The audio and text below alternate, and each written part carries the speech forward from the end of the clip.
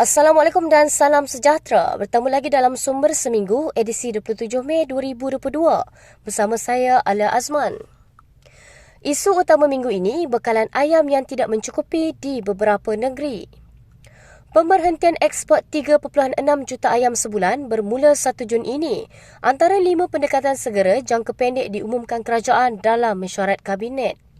Perdana Menteri Datuk Seri Ismail Sabri Yaakob berkata, tindakan itu akan diteruskan sehingga harga ayam dan pengeluaran tempatan kembali stabil. Langkah kedua yang digariskan ialah mewujudkan stok penimbal ayam dan mengoptimalkan fasiliti penyimpanan bilik sejuk sedia ada milik Kementerian Pertanian dan Industri Makanan MAFI dan agensi. MAFI juga diminta mempermudahkan tuntutan subsidi oleh pengeluar ayam serta menambah dan mengiktiraf loji sembelihan di luar negara bagi meningkatkan pengeluaran bekalan ayam. Terdahulu kerajaan telah pun memasukkan Approved Permit AP ayam termasuk ayam bulat dan keratan ayam bertujuan meningkatkan pengeluaran berkala ayam. Untuk rekod, isu kekurangan bekalan ayam meruncing dalam tempoh 2 minggu kebelakangan ini apabila ada syarikat pengeluar ayam bertindak tidak mengeluarkan ayam ke pasaran. Dalam pada itu, pengusaha industri mendakwa ternakan ayam menghadapi masalah pembesaran akibat cuaca kering hingga beberapa syarikat pengeluar terpaksa menghentikan operasi sekaligus bekalan dijangka terjejas untuk tempoh sebulan lagi.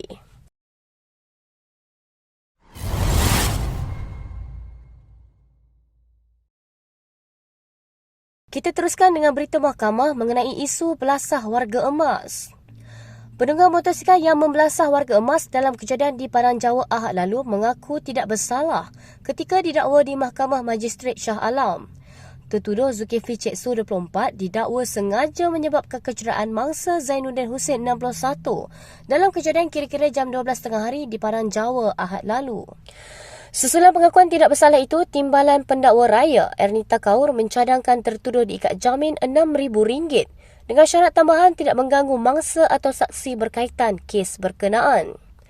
Tertuduh yang diwakili Peguam Bela Abi Mursyidin Awal memohon agar anak guamnya dikenakan ikat jamin rendah kerana menanggung ibu bapanya. Mahkamah kemudian membenarkan jaminan RM2,000 kekal dengan syarat tambahan.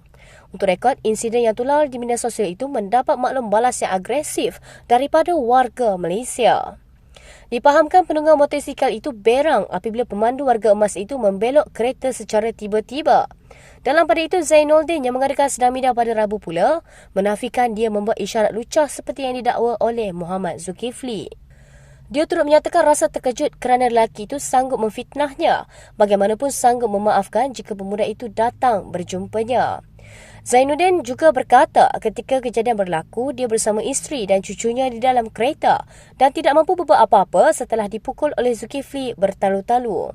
Mahkamah menetapkan 13 Julai depan untuk sebutan semula kes.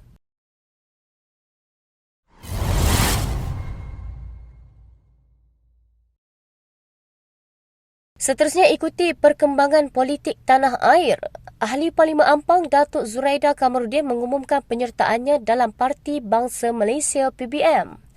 Dalam kenyataan yang dikeluarkan, Zuraida menyatakan perjuangan dan prinsip yang diketengahkan PBM lebih bersifat universal dan politik baharu. Menurutnya, 6 prinsip teras iaitu keterlibatan pelbagai kaum, pemberdayaan wanita, pemerkasaan anak muda, pembangunan ekonomi, peningkatan pendidikan dan kemajuan sains teknologi sebagai elemen menjadikan Malaysia negara maju. Beliau juga turut menyatakan akan bertemu dengan Perdana Menteri Datuk Seri Ismail Sabri Yaakob dalam masa terdekat bagi membincangkan peletakan jawatannya sebagai Menteri Perusahaan, Perdagangan dan Komoditi. Jelasnya beliau sentiasa menyokong kerajaan yang dipimpin Ismail kerana selari dengan perjuangan PBM. Dalam pada itu, beberapa pemimpin politik turut melontarkan pandangan mengenai hal ini. Antaranya ialah Presiden UMNO, Datuk Seri Zahid Hamidi yang mahu rang undang-undang anti lompat parti disegerakan sesudah wakil rakyat dilihat bertindak sesuka hati mengkhianat amanat rakyat. Sementara itu, Ketua Penerangan Bersatu, Wan Saiful Wanjam berkata, hal demikian sudah dijangkakan dan Bersatu akan menamakan calon yang sesuai untuk mengisi kekosongan jawatan dalam Kabinet.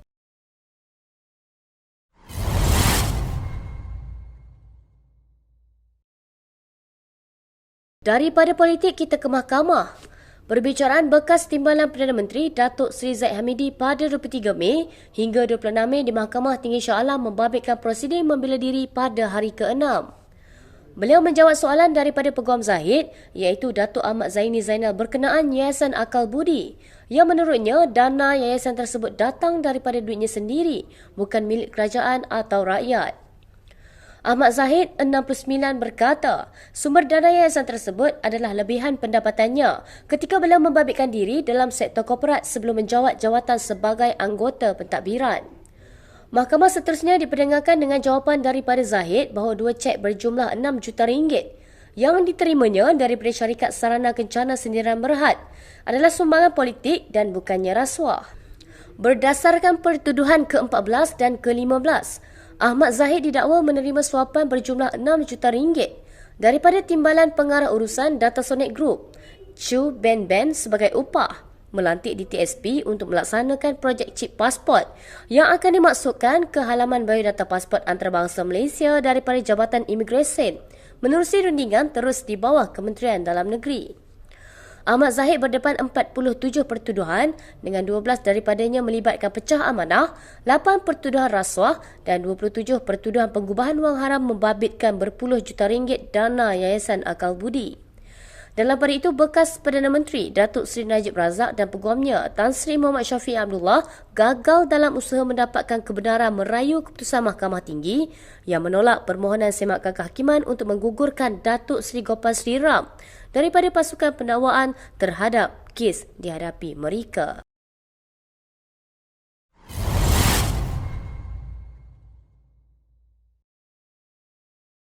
Selepas kes mahkamah, kita terus ke berita pendamaian antara dua pemimpin parti politik. Ketua Pemuda UMNO, Datuk Dr. Ashraf Wajdi Dusuki menarik balik dakwaan beliau terhadap Ahli Parlimen Parit Buntar, Datuk Seri Mujahid Yusof berhubung penjualan saham tabung haji. Sebelum ini, Ashraf mengeluarkan kenyataan membabitkan Mujahid dengan persoalan mengenai pelupusan dan penjualan saham-saham lembaga tabung haji di dalam Tenaga Nasional Berhad (TNB). Dalam hantaran Facebook pada 30 September 2019, Ashraf menggesa Mujahid menjelaskan isu tersebut. Bagaimanapun, setelah menerima penjelasan daripada Mujahid, beliau menarik semula dakwaan dan mengharapkan hantaran berkenaan isu pelupusan saham tabung haji dalam TNB tidak dibangkitkan lagi pada masa akan datang. Terdahulu, Mahkamah Tinggi Kuala Lumpur merekodkan penghakiman bersetuju melibatkan kes saman fitnah yang difailkan Mujahid terhadap Ashraf. Dalam penghakiman tersebut, Ashraf bersetuju memadam dan menarik balik hantaran Facebooknya yang bertajuk Tabung Haji jual 2.6 bilion ringgit equity. YB Mujahid harus segera beri penjelasan. Selain itu, mahkamah merekodkan bahawa Ashraf perlu membuat hantaran Facebook menyatakan beliau menarik balik kenyataannya sebelum ini.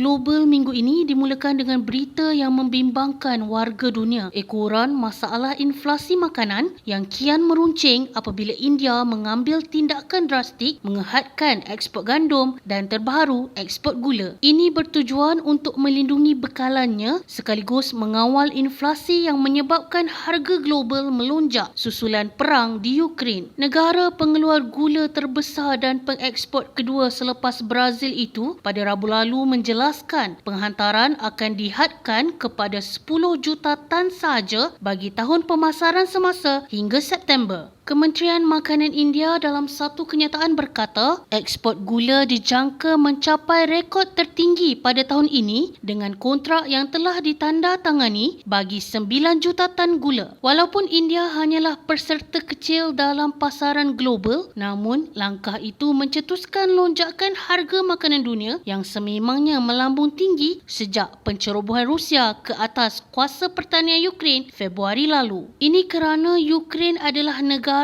yang menyumbang sehingga 12% daripada ekspor global. Justru larangan ekspor ini menyebabkan ratusan ribu tan gandum terkandas di pelabuhan utama di barat India dengan ribuan trak berbaris panjang bagi menunggu untuk bekalan dipunggah. Selain itu, di negara Asia lain, Indonesia bertindak menghentikan sementara ekspor minyak sawit dan Malaysia pula menyekat ekspor ayam segarnya.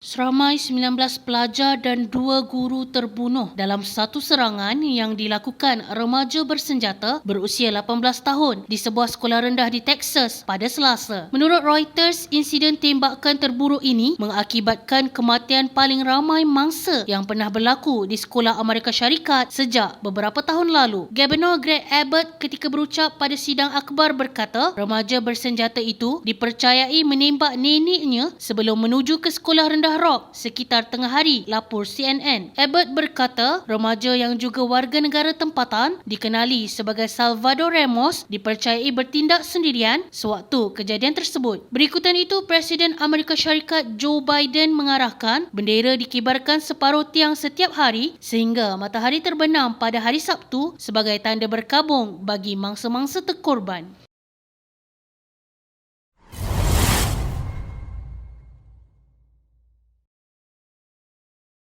Kita ikuti berita berkenaan cacar monyet yang disalaherti oleh ramai orang. Pakar penyakit berjangkit seksual Badan Kesihatan Dunia WHO menjelaskan cacar monyet atau monkeypox bukan sejenis penyakit yang berpunca dari golongan gay mahupun bisexual. Cacar monyet bermula dengan gejala sama seperti selesema termasuk demam, sakit kepala, sakit otot, kesejukan, kelelahan dan pembengkakan kelenjar. Gejala tersebut kemudian berkembang menjadi cacar tubuh pada wajah, tangan, kaki, mata, mulut atau alat kelamin. WHO sebelum ini mengesahkan kes cacar monyet di 12 negara termasuk Amerika Syarikat, Kanada, Australia, Britain, Spanyol, Portugal, Jerman, Belgium, Itali, Belanda, Perancis dan Sweden.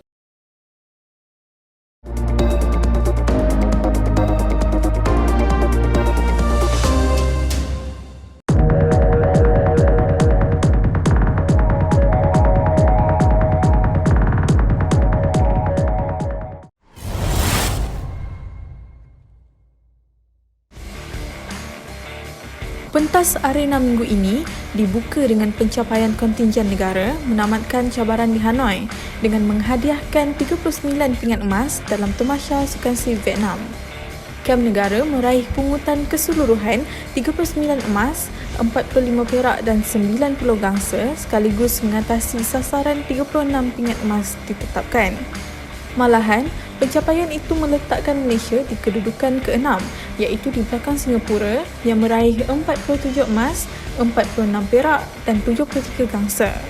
Manakala tuan rumah Vietnam muncul juara keseluruhan menerusi kutipan keseluruhan 205 emas, 125 perak dan 116 gangsa.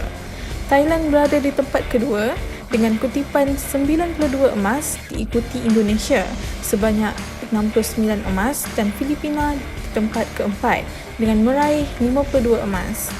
Syabas diucapkan kepada para atlet kebangsaan yang mengharumkan nama Malaysia di persada dunia.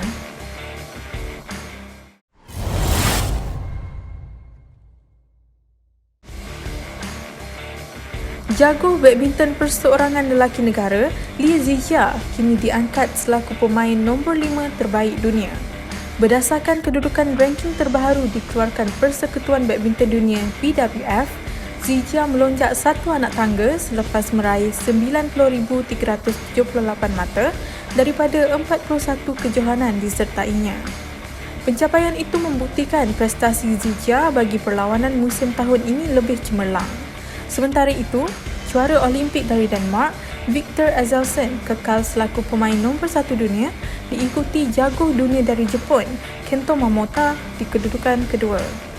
Zijia kini bergerak secara profesional selepas merangkul gelaran pertamanya tahun ini dengan mengungguli kejohanan badminton Asia BAC di Manila, Filipina pada awal bulan lalu. Bekas juara All England itu turut mempamerkan watak sang juara untuk merangkul kejuaraan keduanya berturut-turut tahun ini, menewaskan pemain China Li Shifeng dalam aksi final di terbuka Thailand.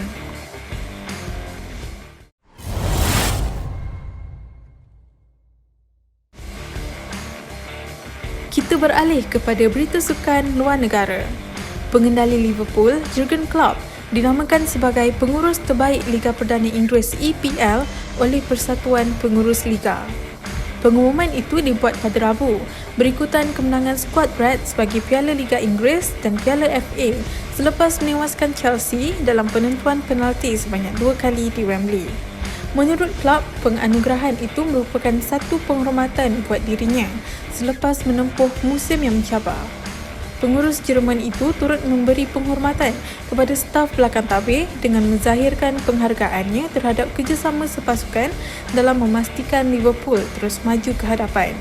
Namun, Liverpool tewas dalam pemburuan gelaran EPL kepada Manchester City dengan hanya satu mata selepas skuad kendalian Klopp dan Pep Guardiola masing-masing menang pertemuan terakhir dalam kempen yang sangat sengit. Meskipun ia bukanlah penamat yang bagus untuk Liverpool, klub percaya skuad kendaliannya itu sudah melakukan sehabis baik dalam aksi perlawanan musim ini.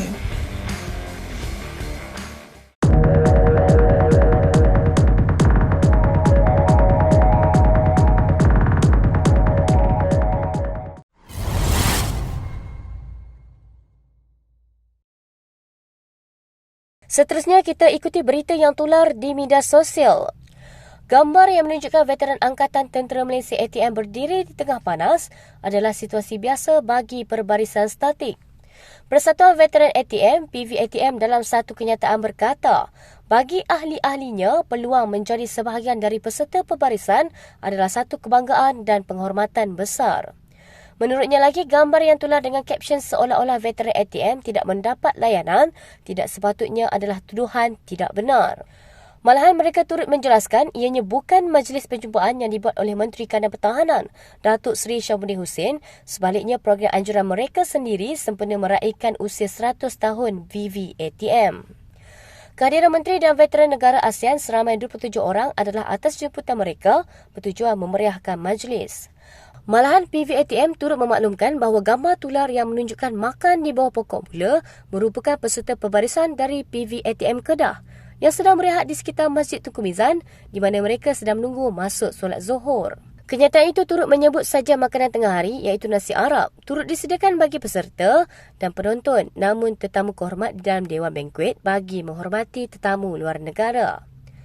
Untuk itu, PVATM turut memberi amaran tidak teragak-agak mengambil tindakan undang-undang ke atas mereka yang menularkan komen negatif kepada pihaknya. Terdahulu, tular satu rakaman video memaparkan sekumpulan warga emas berdiri tengah panas dalam acara majlis di Putrajaya baru-baru ini.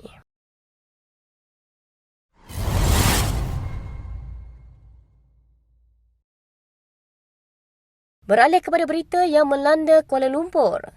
Hujan lebat berterusan lebih 2 jam pada 10.30 pagi menyebabkan beberapa jalan di ibu kota ditakungi air.